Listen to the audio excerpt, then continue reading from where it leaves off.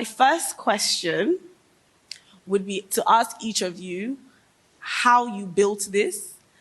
If you can share with us like how you started, as entrepreneurs, both of you, and with Bunmi, how you started your career to get to this point. So how did I start? I started, my first business was accessories. So I've done accessories for a very long time, since I was 17.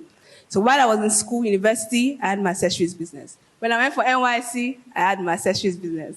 When I got my first job, I had my accessories business. When I went to do an MBA, I had my accessories business. My first job after MBA, I had my accessories business. So I had run a business for such a long time. And I started saying, I have money. So I was like, I want to help other women to learn how to start their own businesses. What I know is Ankara accessories. Let me start teaching. So with this, my passion, I'm a very, very passionate person. If I believe something, oh God.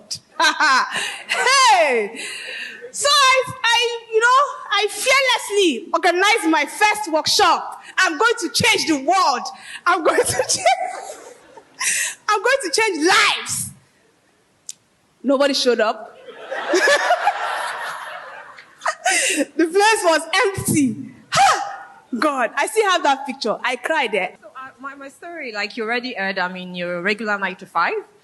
But for me, like maybe a number of us in here, but for me at the beginning of it, I just knew I was cut for this part of life. I didn't necessarily aspire to start something, but for a different reason. So I run into people now these days that say, I'm just going to get a job because I can start something and build it because I can't be an entrepreneur. So my story wasn't that. It was because I just had a plan for everything is about an exchange of value. I needed a huge platform already established that gave me room to express myself, what I wanted to do.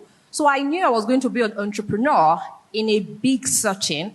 And as a little girl, I had a dream of a number of countries that I could compare myself to and say I'm a global player. Today, my organization is in 190 countries. So I do meetings and I'm benchmarked with people at the same level with me in over 190 countries. So that was the kind of challenge that I wanted for myself.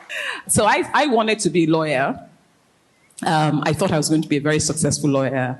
I had planned that I was going to have a BMW convertible, be able to speak French and Spanish, work in Rotimi Williams and Co. I had all these cousins who used to come to Lagos from Ife, Benin, and because there was only one law school in Lagos, in Nigeria at the time, and it was in VI, and I lived in Ikoyi, so all my family members who were studying law in different parts of Nigeria would always come to our house to stay for the 1 year of law school, and they inspired me to want to be a lawyer. But somehow I got into university, and I found law very boring. But I found entrepreneurship exciting. I was seeing people who were doing business, and I thought this was interesting. I was inspired by that. But I also did something. Just before I got into university, we had this 1 year jam, blah, blah, blah. I was supposed to go to school in England. There was a change in situation, so I couldn't go any longer. So I had the opportunity of working for Auntie Fenwa's very good friend, Auntie Fenwa Igudalo, who's now the chairperson of Wimbies, a very good friend. So I've known her since I was like 19 years old. And I worked in her store. It was called Perfumery, and it was a small retail perfume store that also sold some cosmetics. My stepmom who raised me was very fashionable, so she liked makeup, so I could play with her makeup. So I went into the store and did exactly the same thing. What I found was customers started to buy, because it was really a perfume store, but they had small cosmetics. What I found was every time I applied products on the customers, they started to buy the cosmetics. What that also meant was we now had an increase in demand for makeup simply by what I was doing.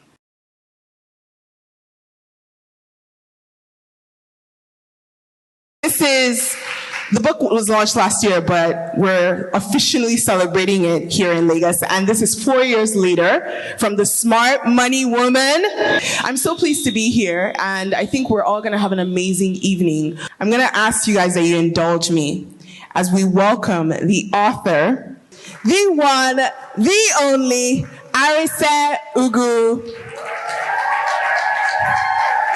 When I started planning this, let's really call it a spade, a week ago, I was like, what if no one shows up? But this is a really great turnout. Thank you. what made you even think that you could do this? What made you think that you could fictionalize and create characters, but at the same time teach about financial literacy? Let's talk about like the very beginning and that place. Okay, so I found that people in our generation don't respond well to this is how you do this, right? We like stories. We like people who speak in language that we can relate to. So I decided to make it a fictional story. And in writing that, I thought, what if they don't get the lessons that they're supposed to get from the story? So I decided to put smart money lessons and exercises at the end of each chapter. And that's how it was. So, mind you, I want to go back and we need to contextualize this. That this was, what year was this? Was 2015, 2014? 2014. 2014, right? Now I think we're all a bit more comfortable and we understand that you can really do a lot of things you set your mind to, and you can Google. But in 2014, if someone had said, you know, they were going to write a book, a fictional book, and they're not an author, where would you start from? What's the process in creating, you know? The other day I tried to write an M&B. Who knows M&B?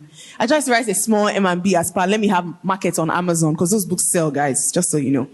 And I didn't know where to start from. So how did you even know where to start from? How did you know how to develop a character and even things as creating dialogue? How do you plan all that and figure it out? You know, I always like to say, I didn't know. And I can say this very clearly because I want anyone who's out there that has an idea and thinks, oh, I can't do this because I'm not an expert at it, to hold on to that. You can figure it out. You can have an idea and trust in yourself, you know, to figure it out. I'd never written a book before. I'd written articles and maybe like school projects. And I thought, okay, if I want to do this and I've come up with some kind of framework in my head that I'm not quite sure how it's going to go, but I'm just going to start, I want to write a book that I would read, right? So I like chick lits. I like books about women who had nothing and overcame plenty obstacles to get to where they are. And I like business books. So I feel like my books are kind of marrying the two. All right, so I'm really excited about this part because we're going to have a quick conversation with the cast. So all of them are just fine anyhow. Please help me welcome the cast of the Smart Money Woman TV series. Please put your hands together as they come on stage. Come on stage, you guys. Come on. Osas, what was it about this project that you were so excited to be part of? I was actually pregnant when I had a chance to sit and, I believe so, when I had a chance to actually sit and read the first book. And I was just like, oh my God, I so connect with these characters. I lived a lot of the experiences that these women have lived. And I just love the fact that it was a Nigerian woman that now put this into words and we all can connect with it and we all can live through what Zuri and Ladun and all of the characters went through. Now, when it comes to casting, I know, Ini, you play Tammy. How were you able to really dig deep and do your research on this character for this role? So I was saying, I didn't read the book until Arese contacted me to play Tammy. And then I remember reading the book and Osas is that feeling.